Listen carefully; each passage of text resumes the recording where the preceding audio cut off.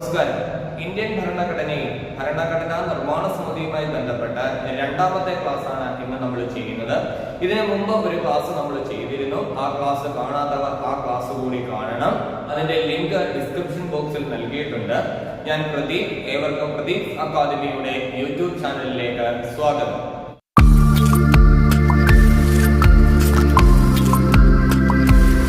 അപ്പോൾ നമ്മൾ പറഞ്ഞു, ക്യാബിനറ്റ് മിഷന്റെ നിർദ്ദേശത്തെ തുടർന്നാണ് ഭരണഘടനാ നിർമ്മാണ സമിതി രൂപീകരിക്കുന്നത്. ഭരണഘടനാ നിർമ്മാണ സമിതിയുടെ രൂപീകരണത്തിന് കാരണമാകുന്നത് ക്യാബിനറ്റ് മിഷനാണ്. അങ്ങനെ ഭരണഘടനാ നിർമ്മാണ സമിതിയിലേക്കുള്ള തിരഞ്ഞെടുപ്പ് നടക്കുന്നത് 1946 ഓഗസ്റ്റ്, 1946 ജൂലൈ, ഓഗസ്റ്റ് മാസങ്ങളിലായിട്ടാണ് ഭരണഘടനാ നിർമ്മാണ സമിതിയിലേക്കുള്ള തിരഞ്ഞെടുപ്പ് നടക്കുന്നത്. അപ്പൊ ഭരണഘടനാ നിർമ്മാണ സമിതിയിലേക്കുള്ള തിരഞ്ഞെടുപ്പ് എന്ന് പറയുമ്പോൾ അത് ബ്രിട്ടീഷ് ഇന്ത്യൻ പ്രവിശ്യയിൽ നിന്നുള്ള അംഗങ്ങളും നാട്ടുരാജ്യങ്ങളിൽ നിന്നുള്ള അംഗങ്ങളും ഭരണഘടനാ നിർമ്മാണ സഭയിൽ ഉണ്ടായിരുന്നു. ബ്രിട്ടീഷ് ഇന്ത്യൻ പ്രവിശ്യയിൽ നിന്നുള്ള അംഗങ്ങളും അതുപോലെ തന്നെ ബ്രിട്ടീഷ് ഇന്ത്യൻ നാട്ടുരാജ്യങ്ങളിൽ നിന്നുള്ള അംഗങ്ങളും ഭരണഘടനാ നിർമ്മാണ സഭയിൽ ഉൾപ്പെട്ടിരുന്നു. നമുക്കറിയാം, ബ്രിട്ടീഷ് ഇന്ത്യൻ പ്രവിശ്യയിൽ നിയമസഭകൾ സ്ഥാപിക്കപ്പെട്ടു. ബ്രിട്ടീഷ് ഇന്ത്യൻ പ്രവിശ്യയിൽ നിയമസഭകൾ സ്ഥാപിക്കപ്പെടുന്നത് 1935 ഗവൺമെന്റ് ഓഫ് ഇന്ത്യ ആക്ട് പ്രകാരമാണ്. ബ്രിട്ടീഷ് ഇന്ത്യൻ പ്രവിശ്യയിൽ നിയമസഭകൾ സ്ഥാപിക്കപ്പെടുന്നത് 1935 ഗവൺമെന്റ് ഓഫ് ഇന്ത്യ ആക്ട് പ്രകാരമാണ്. ആ ബ്രിട്ടീഷ് ഇന്ത്യൻ പ്രവിശ്യയിലെ നിയമസഭകളിൽ നിന്നുള്ള അംഗങ്ങളെ അതാത് നിയമസഭകളിലെ അംഗങ്ങൾക്കിടയിൽ നിന്നും തിരഞ്ഞെടുക്കുകയായിരുന്നു. അതായത് ഭരണഘടനാ നിർമ്മാണ സമിതിയിലേക്കുള്ള അംഗങ്ങളെ ബ്രിട്ടീഷ് ഇന്ത്യൻ പ്രവിശ്യയിൽ നിന്നുള്ള അംഗങ്ങളെ അതാത് പ്രവിശ്യ നിയമസഭയിലെ അംഗങ്ങൾക്കിടയിൽ നിന്നും തിരഞ്ഞെടുത്തു. എന്നാൽ ബ്രിട്ടീഷ് ഇന്ത്യൻ നാട്ടുരാജ്യങ്ങളിൽ നിന്നുള്ള അംഗങ്ങളെ അതാത് നാട്ടുരാജ്യങ്ങളുടെ തലവന്മാർ നാമനിർദ്ദേശം ചെയ്യപ്പെടുകയായിരുന്നു, നോമിനേറ്റ് ചെയ്യപ്പെടുകയായിരുന്നു. അപ്പോൾ ഭരണഘടനാ നിർമ്മാണ സമിതിയിൽ തെരഞ്ഞെടുക്കപ്പെട്ട അംഗങ്ങളും ഉണ്ടായിരുന്നു, നാമനിർദ്ദേശം ചെയ്യപ്പെട്ട അംഗങ്ങളും ഉണ്ടായിരുന്നു. ബ്രിട്ടീഷ് ഇന്ത്യൻ പ്രവിശ്യയിൽ നിന്നുള്ള തെരഞ്ഞെടുക്കപ്പെട്ട അംഗങ്ങൾ, ബ്രിട്ടീഷ് ഇന്ത്യൻ നാട്ടുരാജ്യങ്ങളിൽ നിന്നുള്ള നോമിനേറ്റഡ് അംഗങ്ങളുമായിരുന്നു ഭരണഘടനാ നിർമ്മാണ സമിതിയിൽ ഉണ്ടായിരുന്നത്. അത് പരീക്ഷയ്ക്ക് അങ്ങനെ തന്നെ ചോദിച്ചിട്ടുണ്ട്. പ്രസ്താവന രീതിയിലുള്ള ക്വസ്റ്റ്യൻസ് ആയിട്ട് ചോദിച്ചിട്ടുണ്ട്. താഴെ പറയുന്നവയിൽ ശരിയായ പ്രസ്താവന ഏത്? ഒന്നാമത്തേത്, ഭരണഘടനാ നിർമ്മാണ സമിതിയിൽ തിരഞ്ഞെടുക്കപ്പെട്ട അംഗങ്ങൾ മാത്രമേ ഉണ്ടായിരുന്നുള്ളൂ. 2, ഭരണഘടനാ നിർമ്മാണ സമിതിയിൽ നാമനിർദ്ദേശം ചെയ്യപ്പെട്ട അംഗങ്ങൾ മാത്രമേ ഉണ്ടായിരുന്നുള്ളൂ. 3, ഭരണഘടനാ നിർമ്മാണ സമിതിയിൽ തിരഞ്ഞെടുക്കപ്പെട്ട അംഗങ്ങളും നാമനിർദ്ദേശം ചെയ്യപ്പെട്ട അംഗങ്ങളും ഉണ്ടായിരുന്നു. 4, ഇവയൊന്നുമല്ല എന്നിങ്ങനെ പറഞ്ഞ പ്രസ്താവന രീതിയിലുള്ള ക്വസ്റ്റ്യൻസ് പരീക്ഷയ്ക്ക് ചോദിച്ചിട്ടുണ്ട്. അപ്പോൾ ഭരണഘടനാ നിർമ്മാണ സമിതിയിൽ തിരഞ്ഞെടുക്കപ്പെട്ട അംഗങ്ങളും ഉണ്ടായിരുന്നു, നാമനിർദ്ദേശം ചെയ്യപ്പെട്ട അംഗങ്ങളും ഉണ്ടായിരുന്നു. ഓരോ ബ്രിട്ടീഷ് ഇന്ത്യൻ പ്രവിശ്യയ്ക്കും അതുപോലെ ഓരോ ബ്രിട്ടീഷ് ഇന്ത്യൻ നാട്ടുരാജ്യത്തിനും സീറ്റുകൾ അനുവദിച്ചിരുന്നത് ജനസംഖ്യ ആനുപാതികമായിട്ടായിരുന്നു സീറ്റുകൾ അനുവദിച്ചിരുന്നത്. അംഗങ്ങളെ തിരഞ്ഞെടുക്കുന്നതിനുള്ള സീറ്റുകൾ നൽകിയിരുന്നത് ജനസംഖ്യ ആനുപാതികമായിട്ടായിരുന്നു.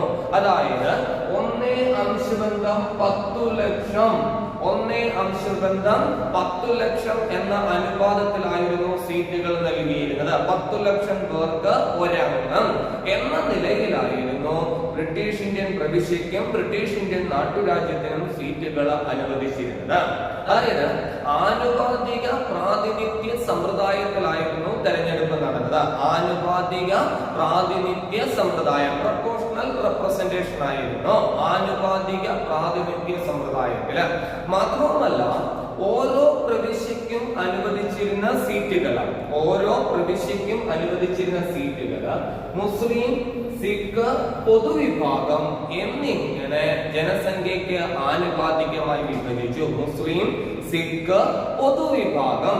ഇവിടെ പൊതുവിഭാഗം എന്ന് ഉദ്ദേശിക്കുന്നത് മുസ്ലിം, സിഖ് ഇവര് രണ്ടുപേരും ഒഴികെയുള്ളവരെല്ലാവരുമാണ് പൊതുവിഭാഗത്തിനകത്തിൽ വരുന്നത്. അപ്പൊ ഓരോ പ്രവിശ്യയ്ക്കും അനുവദിച്ചിരുന്ന സീറ്റുകൾ മുസ്ലിം, സിഖ്, പൊതുവിഭാഗം എന്നിങ്ങനെ തരംതിരിച്ചിരുന്നു. അപ്പോൾ സാമുദായിക പ്രാതിനിധ്യം നൽകി ആനുപാതിക പ്രാതിനിധ്യ സമ്പ്രദായത്തിലായിരുന്നു തെരഞ്ഞെടുപ്പ് നടന്നത്. അപ്പോൾ ഭരണഘടനാ നിർമ്മാണ സമിതിയിൽ തെരഞ്ഞെടുക്കപ്പെട്ട അംഗങ്ങളും ഉണ്ടായിരുന്നു, നാമനിർദ്ദേശം ചെയ്യപ്പെട്ട അംഗങ്ങളും ഉണ്ടായിരുന്നു. ബ്രിട്ടീഷ് ഇന്ത്യൻ പ്രവിശ്യയിൽ നിന്നും തെരഞ്ഞെടുക്കപ്പെട്ട അംഗങ്ങൾ, ബ്രിട്ടീഷ് ഇന്ത്യൻ പ്രവിശ്യയിൽ നിന്നും തെരഞ്ഞെടുക്കപ്പെട്ട അംഗങ്ങളിൽ വിവിധ രാഷ്ട്രീയ പാർട്ടികളിൽ നിന്നും തെരഞ്ഞെടുക്കപ്പെട്ട അംഗങ്ങളുണ്ടായിരുന്നു.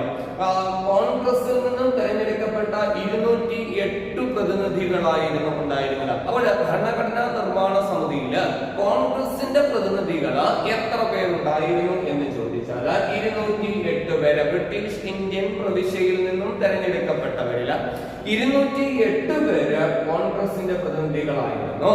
മുസ്ലിം ലീഗിന്റെ പ്രതിനിധികളായിട്ട് 73 പേരായിരുന്നു ഉണ്ടായിരുന്നത്. മുസ്ലിം ലീഗിന്റെ പ്രതിനിധികളായിട്ട് 73 പേരുണ്ടായിരുന്നു. മറ്റുള്ളവർ സ്വതന്ത്രരായിട്ട് 15 പേര്. അപ്പൊ കോൺഗ്രസിന്റെ പ്രതിനിധികൾ 208 പേര്, മുസ്ലിം ലീഗിന്റെ പ്രതിനിധികൾ 73 പേര്, സ്വതന്ത്രര് മറ്റുള്ളവര് 15 പേര്. അങ്ങനെ മൊത്തം ബ്രിട്ടീഷ് ഇന്ത്യൻ പ്രവിശ്യകളിൽ നിന്നും തെരഞ്ഞെടുത്തത് 296 പേര്. ബ്രിട്ടീഷ് ഇന്ത്യൻ പ്രവിശ്യകളിൽ നിന്നും തെരഞ്ഞെടുത്ത 296 പേര്. നാട്ടുരാജ്യങ്ങളിൽ നിന്നുള്ളവരെ അതാത് നാട്ടുരാജ്യങ്ങളുടെ തലവന്മാരെ നാമനിർദ്ദേശം ചെയ്യുകയായിരുന്നു എന്ന് നമ്മൾ പറഞ്ഞു. അങ്ങനെ നാട്ടുരാജ്യങ്ങളിൽ നിന്നുള്ള 93 പ്രതിനിധികൾ ഉണ്ടായിരുന്നു. അപ്പോൾ ഭരണഘടനാ നിർമ്മാണ സഭയിൽ നാട്ടുരാജ്യങ്ങളിൽ നിന്നുള്ള പ്രതിനിധികൾ എത്ര പേരുണ്ടായിരുന്നു എന്ന് ചോദിച്ചാൽ 93 പേര്. അങ്ങനെ ഭരണഘടനാ നിർമ്മാണ സമിതിയിൽ ആകെ 389 അംഗങ്ങളായിരുന്നു ഉണ്ടായിരുന്നത്. ഭരണഘടനാ നിർമ്മാണ സമിതിയിൽ ആകെ എത്ര അംഗങ്ങൾ ഉണ്ടായിരുന്നു എന്ന് ചോദിച്ചാൽ ഭരണഘടനാ നിർമ്മാണ സമിതിയിൽ 389 അംഗങ്ങൾ ഉണ്ടായിരുന്നു. ഇതില് ഏറ്റവും കൂടുതൽ അംഗങ്ങൾ ഉണ്ടായിരുന്നത് ഭരണഘടനാ നിർമ്മാണ സമിതിയിൽ ഏറ്റവും കൂടുതൽ അംഗങ്ങൾ ഉണ്ടായിരുന്നത് യുണൈറ്റഡ് പ്രൊവിൻസിൽ നിന്നുമായിരുന്നു. പ്രൊവിൻസ് എന്ന് പറഞ്ഞാൽ പ്രവിശ്യയാണ്.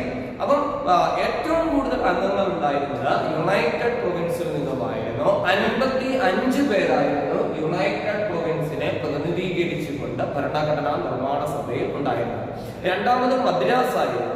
മദ്രാസിനെ പ്രതിനിധീകരിച്ചുകൊണ്ട് 49 പേര് ഭരണഘടനാ നിർമ്മാണ സമിതിയിൽ ഉണ്ടായിരുന്നു. മൂന്നാമത് ബീഹാർ ആയിരുന്നു. ബീഹാറിനെ പ്രതിനിധീകരിച്ചുകൊണ്ട് 36 പേര് ഭരണഘടനാ നിർമ്മാണ സമിതിയിൽ ഉണ്ടായിരുന്നു. അപ്പൊ ഭരണഘടനാ നിർമ്മാണ സമിതിയിൽ ഏറ്റവും കൂടുതൽ അംഗങ്ങൾ ഉണ്ടായിരുന്നത് യുണൈറ്റഡ് പ്രൊവിൻസിൽ നിന്നുമായിരുന്നു, 55 പേര്. അത് കഴിഞ്ഞാൽ മദ്രാസ് ആയിരുന്നു, 49 പേര്. അതിനുശേഷം ബീഹാർ ആയിരുന്നു. ബീഹാറിൽ നിന്നും 36 പേരായിരുന്നു ഭരണഘടനാ നിർമ്മാണ സമിതിയിലേക്ക് ഉണ്ടായിരുന്നത്.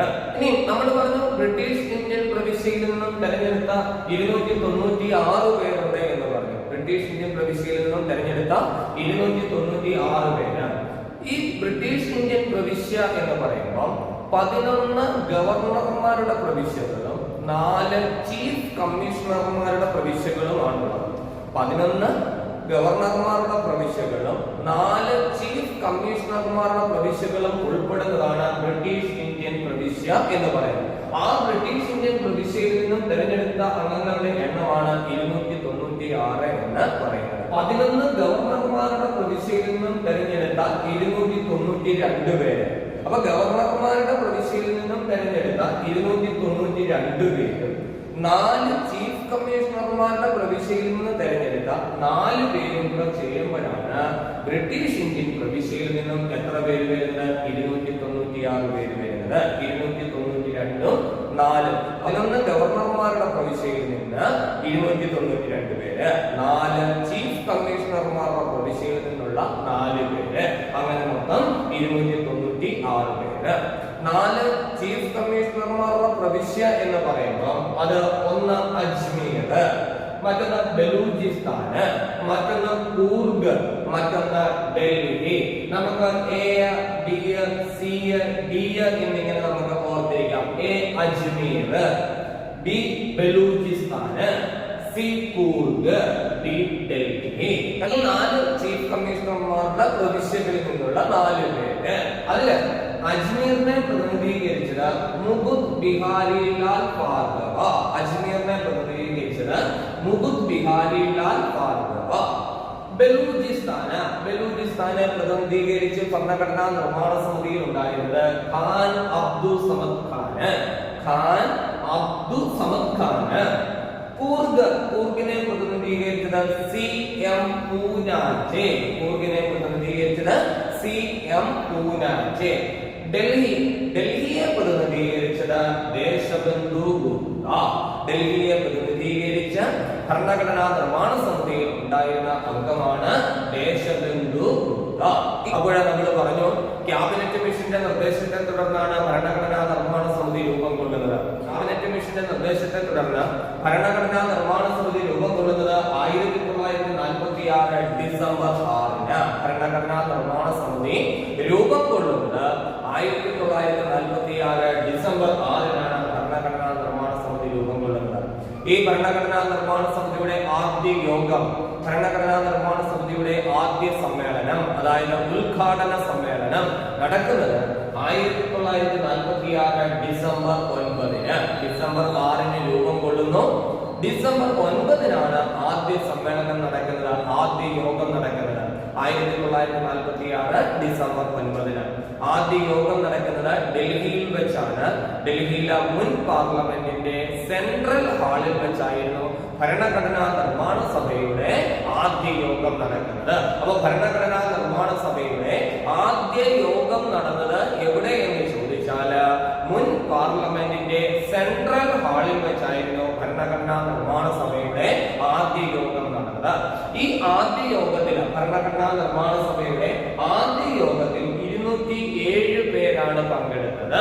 അവിടെ ഒരു കാര്യം ഓർത്തു വെച്ചേക്കുക, ഭരണഘടനാ നിർമ്മാണ സഭയിൽ ആകെ എത്ര അംഗങ്ങൾ ഉണ്ടായിരുന്നു? 389 പേര്. നമ്മൾ പറഞ്ഞു 389 പേര്. എന്നാൽ ആദ്യ യോഗത്തിൽ പങ്കെടുത്തത് 207 പേരാണ്. മുസ്ലിം ലീഗ് പോലെയുള്ളവർ അതിനകത്തിൽ വിട്ടുനിൽക്കുകയും ഒക്കെ ചെയ്തിരുന്നു. അങ്ങനെ ഭരണഘടനാ നിർമ്മാണ സമിതിയുടെ ആദ്യ യോഗത്തിൽ 207 പേരാണ് പങ്കെടുത്തിരുന്നത്. ഭരണഘടനാ നിർമ്മാണ സമിതിയുടെ ആദ്യ യോഗത്തെ, അതായത് ഉദ്ഘാടന സമ്മേളനത്തെ അഭിസംബോധന ചെയ്തത് INC-യുടെ പ്രസിഡന്റ് ആയിരുന്ന JB കൃപലാനിയാണ്.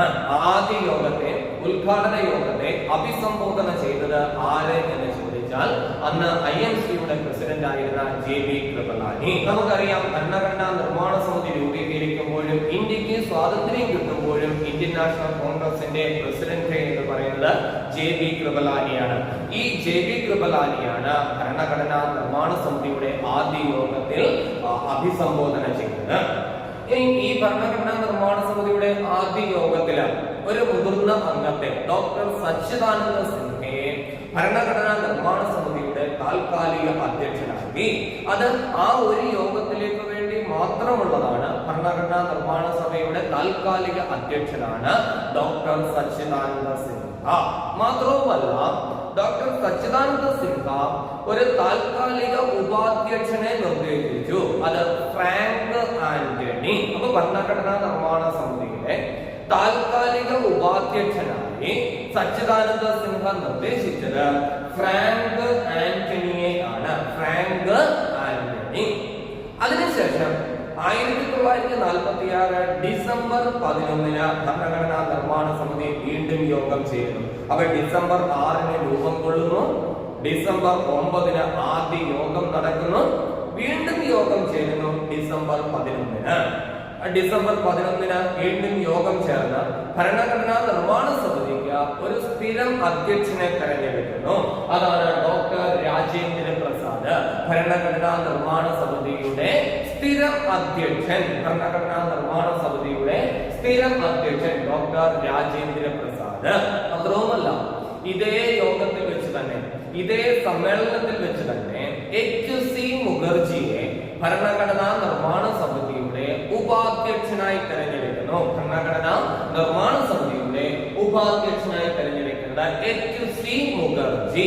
അതുപോലെ തന്നെ BN റാവുവിനെ ഭരണഘടനാ നിർമ്മാണ സമിതിയുടെ നിയമ ഉപദേഷ്ടാവായി തെരഞ്ഞെടുക്കുന്നു. HC മുഖർജിയെ ഉപാധ്യക്ഷനായിട്ടും BN റാവുവിനെ ഭരണഘടനാ നിർമ്മാണ സമിതിയുടെ നിയമ ഉപദേഷ്ടാവായും തെരഞ്ഞെടുക്കുന്നു. ഡിസംബർ 11 ചേർന്ന യോഗത്തിൽ വെച്ച് BN റാവു ഇദ്ദേഹമാണ് അന്താരാഷ്ട്ര നീതിന്യായ കോടതിയിൽ ജഡ്ജാവുന്ന ആദ്യ ഇന്ത്യക്കാരൻ. അന്താരാഷ്ട്ര നീതിന്യായ കോടതിയിൽ ജഡ്ജാവുന്ന ആദ്യ ഇന്ത്യക്കാരനാണ് BN റാവു. അതുപോലെ തന്നെ മ്യാൻമറിന്റെ ഭരണഘടനാ നിർമ്മാണ സമിതിയിലും ഉപദേശകനായിരുന്ന വ്യക്തിയാണ് BN റാവു. മ്യാൻമറിന്റെ ഭരണഘടനാ നിർമ്മാണ സമിതിയിലും ഉപദേശകനായിരുന്ന വ്യക്തിയായിരുന്നു BN റാവു. അവിടെ നമ്മൾ BN റാവുവിനെ പറ്റി പഠിക്കുമ്പോൾ മറ്റൊരാളെ കൂടി ഓർത്തു വെച്ചിരുന്ന BR റാവു. BR റാവു രണ്ടുപേരും സഹോദരന്മാരാണ്. BR Rao reserve bank of ഇന്ത്യയുടെ ഗവർണർ ആയിരുന്ന വ്യക്തിയാണ് BR റാവു. ഏറ്റവും കൂടുതൽ കാലം റിസർവ് ബാങ്കിന്റെ ഗവർണറായി സേവനമനുഷ്ഠിച്ച വ്യക്തിയാണ് BR റാവു. അപ്പോൾ BN റാവു ഭരണഘടനാ നിർമ്മാണ സമിതിയുടെ നിയമ ഉപദേഷ്ടാവ്. BR Rao reserve bank of ഇന്ത്യയുടെ ഗവർണർ. അതുപോലെ HC മുഖർജിയെ കൂടാതെ ഭരണഘടനാ നിർമ്മാണ സമിതിക്ക് രണ്ടാമത് ഒരു ഉപാധ്യക്ഷൻ കൂടി ഉണ്ടായിരുന്നു. അതാണ് VT കൃഷ്ണമാചാരി. അപ്പൊ ഭരണഘടനാ നിർമ്മാണ സമിതിക്ക് രണ്ട് ഉപാധ്യക്ഷന്മാര്, ഒന്ന് HC മുഖർജി, മറ്റൊന്ന് VT Krishnamachari. VT Krishnamachari community development പ്രോഗ്രാമിന്റെ ഉപജ്ഞാതാക്കളിൽ ഒരാളാണ്. VT Krishnamachari community development programme ആരംഭിക്കുന്നത് 1952 ഒക്ടോബർ 2-നാണ് കമ്മ്യൂണിറ്റി ഡെവലപ്മെന്റ് പ്രോഗ്രാം ആരംഭിക്കുന്നത്. 1952 ഒക്ടോബർ 2-നാണ് കമ്മ്യൂണിറ്റി ഡെവലപ്മെന്റ് പ്രോഗ്രാം ആരംഭിക്കുന്നത്. പഞ്ചായത്ത് രാജ് സംവിധാനത്തിന്റെ ആദ്യ പടി എന്ന് വിലയിരുത്തപ്പെടുന്നത് കമ്മ്യൂണിറ്റി ഡെവലപ്മെന്റ് പ്രോഗ്രാമാണ്. ഈ കമ്മ്യൂണിറ്റി ഡെവലപ്മെന്റ് പ്രോഗ്രാമിന്റെ ഉപജ്ഞാതാക്കളിൽ ഒരാളായിരുന്നു VT കൃഷ്ണമാചാരി. അതിനുശേഷം 1946 ഡിസംബർ 13-ന് വീണ്ടും ഭരണഘടനാ നിർമ്മാണ സമിതി ചേരുന്നു. അവർ ഡിസംബർ 6-ന് രൂപം കൊണ്ടു. ഡിസംബർ 9-ന് ആദ്യ യോഗം, അതിനുശേഷം ഡിസംബർ 11-ന് വീണ്ടും യോഗം ചേർന്നു. അതിനുശേഷം ഡിസംബർ 13-ന് വീണ്ടും ഭരണഘടനാ നിർമ്മാണ സമിതി യോഗം ചേരുന്നു. 1946 ഡിസംബർ 13-ന് ചേർന്ന ഭരണഘടനാ നിർമ്മാണ സമിതി യോഗത്തിൽ ജവഹർലാൽ നെഹ്റു ഒരു പ്രമേയം അവതരിപ്പിക്കുന്നു. ലക്ഷ്യപ്രമേയം ഒബ്ജക്റ്റീവ് റെസൊല്യൂഷൻ ലക്ഷ്യപ്രമേയം അവതരിപ്പിക്കുന്നു. ജവഹർലാൽ നെഹ്റു ഇന്ത്യൻ ഭരണഘടനയുടെ ഉദ്ദേശ ലക്ഷ്യങ്ങൾ എന്തൊക്കെയായിരിക്കണം എന്നതിനെ കുറിച്ച് ഒരു ആശയമായിട്ട് ഭരണഘടനാ നിർമ്മാണ സമിതിയിൽ ജവഹർലാൽ നെഹ്റു ലക്ഷ്യപ്രമേയം അവതരിപ്പിച്ചു. 1946 ഡിസംബർ 13-ന് ഇന്ത്യൻ ഭരണഘടനയുടെ ഉദ്ദേശ ലക്ഷ്യങ്ങൾ എന്തൊക്കെയായിരിക്കണം എന്നതിനെ പറ്റിയുള്ള ഒരു ആശയമായിട്ടാണ് ജവഹർലാൽ നെഹ്റു അവതരിപ്പിക്കുന്നത് ലക്ഷ്യപ്രമേയം അവതരിപ്പിക്കുന്നത്. ജവഹർലാൽ നെഹ്റു അവതരിപ്പിച്ച ഈ ലക്ഷ്യപ്രമേയത്തിലെ ആശയങ്ങൾ ക്രോഡീകരിച്ചതാണ് ഇന്ത്യൻ ഭരണഘടനയുടെ ആമുഖം എന്ന് പറയുന്നത്. 1946 ഡിസംബർ 13-ന് ഭരണഘടനാ നിർമ്മാണ സഭയിൽ ജവഹർലാൽ നെഹ്റു അവതരിപ്പിച്ച ലക്ഷ്യപ്രമേയത്തിലെ പ്രസക്ത ഭാഗങ്ങൾ ക്രോഡീകരിച്ചതാണ് ഇന്ത്യൻ ഭരണഘടനയുടെ ആമുഖം എന്ന് പറയുന്നത്. ഇന്ത്യൻ ഭരണഘടനയുടെ ആമുഖം എഴുതി തയ്യാറാക്കിയത്, ഇന്ത്യൻ ഭരണഘടനയുടെ ആമുഖത്തിന്റെ ശില്പി എന്ന് പറയുന്നതും ജവഹർലാൽ നെഹ്റു ആണ്. ജവഹർലാൽ നെഹ്റു അവതരിപ്പിച്ച ഈ ലക്ഷ്യപ്രമേയം പാസാക്കിയത് 1947 ജാനുവരി 22. ഡിസംബർ 13-നാണ് അവതരിപ്പിച്ചത്. തൊട്ടടുത്ത വർഷം 47 കുറച്ച് ദിവസം കഴിഞ്ഞപ്പോഴത്തേക്ക് അടുത്ത വർഷമാകുന്നു. 47 ജാനുവരി 22-ന് ഇത് പാസാക്കി. ഇന്ത്യ വിഭജനത്തിന് വേണ്ടി അംഗീകരിക്കപ്പെട്ട പ്ലാൻ ആയിരുന്നു 1947 ജൂൺ 3-ന് പ്രഖ്യാപിച്ച മൗണ്ട് ബാറ്റൻ പദ്ധതി. ഇത് തന്നെയാണ് ജൂൺ 3 പ്ലാൻ എന്നും അറിയപ്പെടുന്നത്. ഇന്ത്യ വിഭജനത്തിന് വേണ്ടി അംഗീകരിക്കപ്പെട്ട പദ്ധതിയായിരുന്നു. അതായത് 1947 ജൂൺ 3-ന് പ്രഖ്യാപിച്ച ഈ പദ്ധതി പ്രകാരം ബ്രിട്ടീഷ് ഇന്ത്യയെ ഇന്ത്യ, പാകിസ്ഥാൻ എന്നിങ്ങനെ രണ്ട് സ്വതന്ത്ര ആധിപത്യ രാഷ്ട്രങ്ങളായി വിഭജിക്കുന്നതിന് വേണ്ടിയുള്ള ഒരു ഔദ്യോഗിക ബ്ലൂ പ്രിന്റ് ആയിരുന്നു ഈ പറയുന്ന ജൂൺ 3 പ്ലാന് അല്ലെങ്കിൽ മൗണ്ട് ബാറ്റൻ പദ്ധതി എന്ന് പറയുന്നത്. അങ്ങനെ ബ്രിട്ടീഷ് ഇന്ത്യയെ ഇന്ത്യ, പാകിസ്ഥാൻ എന്നിങ്ങനെ രണ്ട് സ്വതന്ത്ര രാഷ്ട്രങ്ങളായി വിഭജിക്കുന്നു. ഇന്ത്യക്ക് സ്വാതന്ത്ര്യം കിട്ടുന്നു. ലഭിക്കുന്നു, ഇന്ത്യ സ്വതന്ത്രയാകുന്നു. ഇന്ത്യക്ക് സ്വാതന്ത്ര്യം ലഭിച്ചതിന് ശേഷം, അതായത് വിഭക്ത ഇന്ത്യയിൽ, ഇന്ത്യ സ്വാതന്ത്ര്യം ലഭിച്ചതിന് ശേഷം, ബ്രിട്ടീഷ് ഇന്ത്യയെ വിഭജിച്ചതിന് ശേഷം വിഭക്ത ഇന്ത്യയിൽ ഭരണഘടനാ നിർമ്മാണ സമിതിയിൽ 299 അംഗങ്ങളായിരുന്നു ഉണ്ടായിരുന്നത്. നമുക്കറിയാം ഭരണഘടനാ നിർമ്മാണ സമിതിയിൽ ആകെ 389 അംഗങ്ങളായിരുന്നു ഉണ്ടായിരുന്നത്. വിഭജനത്തിന് ശേഷം മുസ്ലിം ലീഗ് മറ്റൊരു ഭരണഘടനാ നിർമ്മാണ സമിതിയുടെ ഭാഗമായിട്ട് മാറി. അങ്ങനെ വിഭജനത്തിന് ശേഷം ഭരണഘടനാ നിർമ്മാണ സമിതിയിൽ 299 അംഗങ്ങളായിരുന്നു ഉണ്ടായിരുന്നത്. അപ്പോൾ ഇനി നമുക്ക് വിഭജനത്തിന് ശേഷമുള്ള ഭരണഘടനാ നിർമ്മാണ സമിതിയെ പറ്റിയും അതിന്റെ കാര്യങ്ങളും ഒക്കെയാണ് പഠിക്കാനുള്ളത്. അത് നമുക്ക് മറ്റൊരു ക്ലാസ്സിൽ ചർച്ച ചെയ്യാം. നിങ്ങൾക്ക് ഈ ചാനലിലെ ക്ലാസ്സുകൾ ഇഷ്ടപ്പെടുന്നുവെങ്കിൽ തീർച്ചയായും നിങ്ങൾ ഈ ചാനൽ സബ്സ്ക്രൈബ് ചെയ്യണം, ഷെയർ ചെയ്യണം, അതുപോലെ തന്നെ ലൈക്ക് ചെയ്യണം. മറ്റൊരു ക്ലാസ്സുമായി നമുക്ക് വീണ്ടും കാണാം. നന്ദി.